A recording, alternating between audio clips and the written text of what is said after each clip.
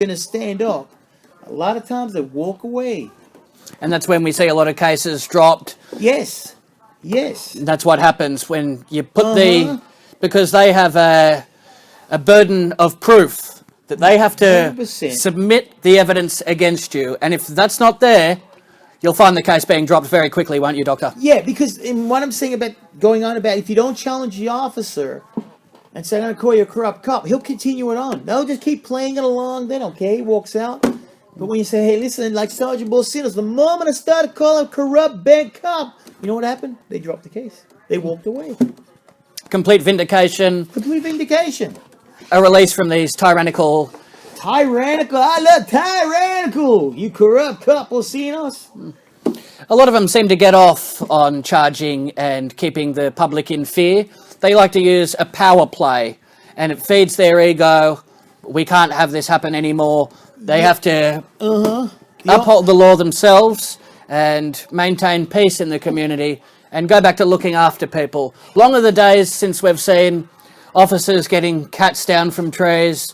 That doesn't happen anymore. Oh, yeah. You know, when you said about power play and the ego, the only way you understand is that the more friendlier you are with the officer, hello, sir, yes, sir, whatever you want, 3 bags full, sir, there is 100% chance there is going to be no altercation.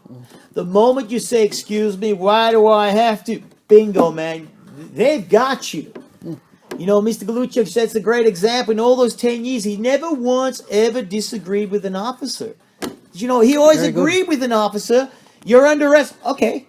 I'm taking you to... Okay. They put him in custody. Okay. You're under arrest for sexual penetration. Okay. That's all he said. And the officer's going... waiting for him to respond, and then the officer turned and said, geez, you know, you're very resilient. You don't even respond or react. And when it goes into court, they say, well, he acted like amicable. You know, and that's the secret. Good. That is very important, because a lot of people I see, you see him start off good, but then the officer just pushes him, and all of a sudden, and that's it. They got you for something else. Exactly, because with great claims requires great evidence. Well said. And from the great evidence... You know, you understand, if you've got a great behavior towards the police officer, respect them. That's the difference. Now, calling him corrupt is every right. It's in the Bible, Scripture. You have the right to judge. If they judge you wrong, you judge them accordingly to what they judge you being wrong. Now, a lot of people become a victim of police brutality. They end up with bruises, broken arms and legs, all types of injuries at the hands of these police. What would be your advice to someone that's battered and bruised and they believe that there's a case here? You need to look at, I'm going to be fair here. When you look at some of the videos, you need to know how they responded first. So let's be fair here, okay? And then if they go excessiveness, like we saw with the bit with the person that was on the pensioner, you know, where he basically was beaten up. You saw a clip on that. That's right. You know, there was an engagement of him refusing, and you can understand it, being nice. And same with other people, you know. Sometimes you need, the bottom line is, yes, sir, what, sir? Even if it's recorded.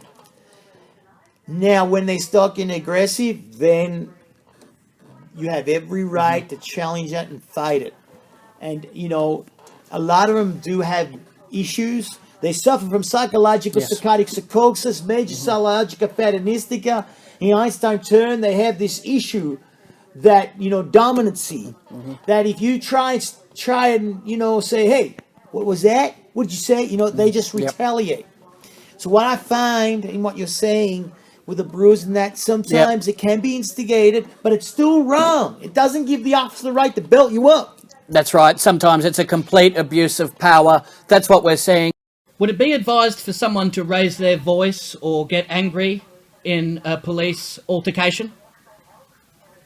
It's verbal, but in a friendly, amicable way. And it does help you better. Because one thing you need to understand, let's be right here. Let's be fair here, right? When it comes to conflict or confrontation, you're not going to win against the police officer. If you have a guy beating up a police officer, or if you have a police officer beating up an innocent person, and then he turns around and starts beating up the police, well, he's going to be just as worse. You know what I mean? That's how you just don't push him in any way. what could be a misdemeanor could turn into a quite a serious felony. It can. But the guy with the pension didn't do anything wrong. He just he's asking for help. He's asking for help. But that's where they went wrong. Yep. When they pushed him, when they started they didn't need to pepper spray him. They didn't need to battle him up and all this and, restrain him and all that. They could have just sat there and said, okay.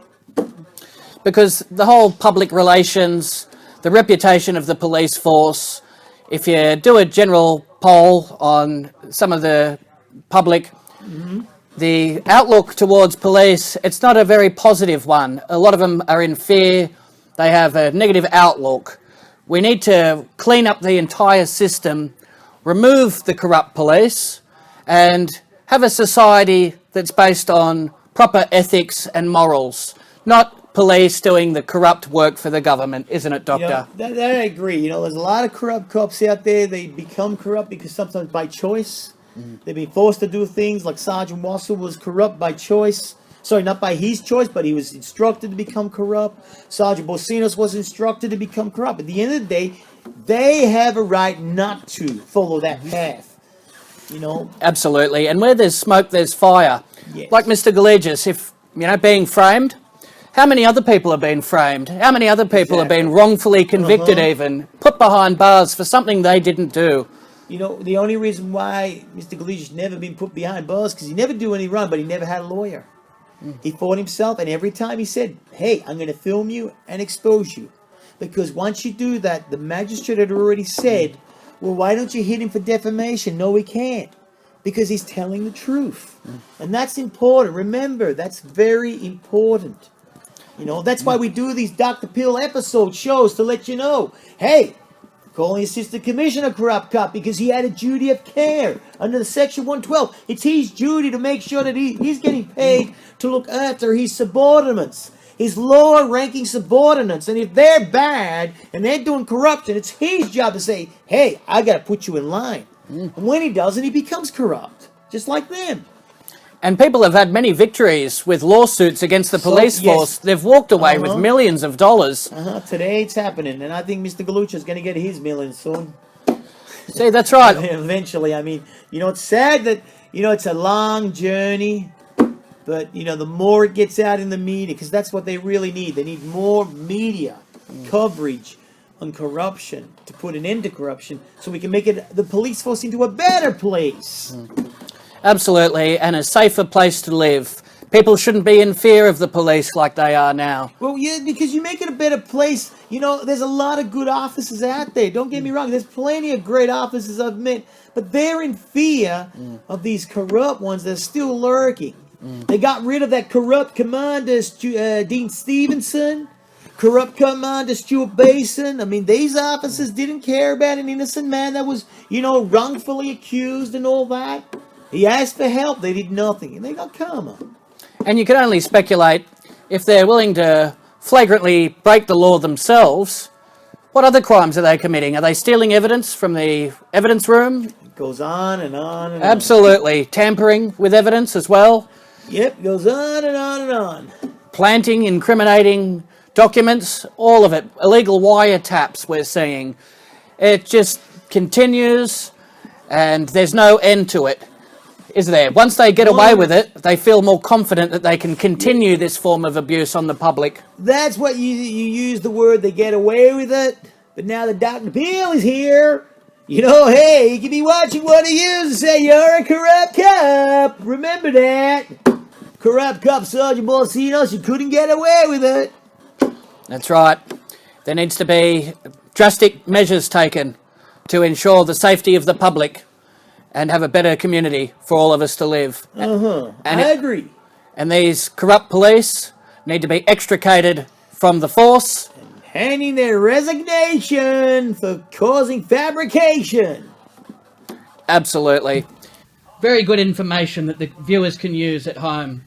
And this could prevent someone from being treated unfairly, or at least give them a strategy. The way law enforcement is structured, it's very unethical. It's based on revenue raising. They want to bring the dollars in, and it doesn't matter who they charge and who they put before the courts because they have quotas to meet.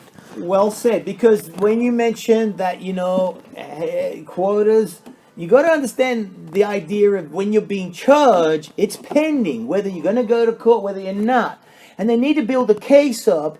And when they build the case up with a lot of lies and fabrications, they want to know if you got a lawyer. And as you're aware of Gobo Lawyer X, you're familiar with that? Well, hey, she was milking up the money, but that just goes to show you. When you get a lawyer, lawyer's going to first thing say it's going to cost you $2,000 to $4,000, but we'll try and fight it. Hey, you know what I'm saying? Because hang on a minute, it's about the money, and you're right. It's wrong. But understand, Dr. Pill here, the TV show is going to help you not get sucked in by the shit that's going on in the police force. This could potentially keep someone out of prison. 100%. It can keep them out of jail. Dr. Pill is going to educate the right thing to do. Now, when I mean right, always agree with an officer, whatever he says. But then after the investigation, you say, hey, you know what? Now it's my turn. Because then he has the right to, at the end, they say, can you sign this to say how our performance was appropriate conduct? They tell you to write all that stuff. You say, hey, I need to know this first. So you have the right. And that's when you start asking questions. Don't be afraid. Because a lot of people are afraid. And when you get a lawyer says, no, don't worry about answering questions. No. Very good advice, Doctor. See, it's one big corporation. It's a money-making business. And that's the way they view it as. That's why they're so hell-bent on these traffic cops pushing through infringement notices. Most people aren't going to fight it. They simply pay it and move on. More people need to clog up the courts, plead not guilty, and not put themselves out there and plead guilty at first opportunity if you have a sufficient case and if you're completely innocent. That's 100%. And just remember, sometimes a lot of lawyers are just on the police side and they're going to try to milk you for everything they got. And a lot of times we say, no, I didn't need a lawyer. I represent myself. Well, I don't need a lawyer.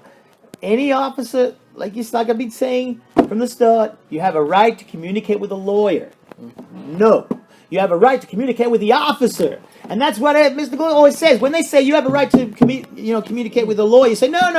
I'm communicating with you. Why do I need a lawyer for? You got to be strong. You say, I don't need a lawyer. I need you, Mr. Officer. You're accusing me of an allegation? Well, guess what? You prove me the allegation. Oh, listen, and then they start talking, oh, okay. And that's never be afraid. Never be afraid. Very good information that the viewers can use at home. And this could prevent someone from being treated unfairly, or at least give them a strategy. And your closing statements, Doctor, for the viewers at home, how they can remain free from prosecution. Remember, love the police, love your family, and always, always, never, ever show any kind of anger. Always agree with the police officer. It's very important, Jeff, that they agree. And then when the time you feel that you've been wronged, then do it after the investigation. Because too many people interfere in the investigation, and they want you to do that. They're trying to lure you in. Now that you know that knowledge, you'll be able to have more power over the police if they're going to try and incriminate you. Remember that. You've just heard it from Dr. Pill. Try and stay out of jail, folks. That's right.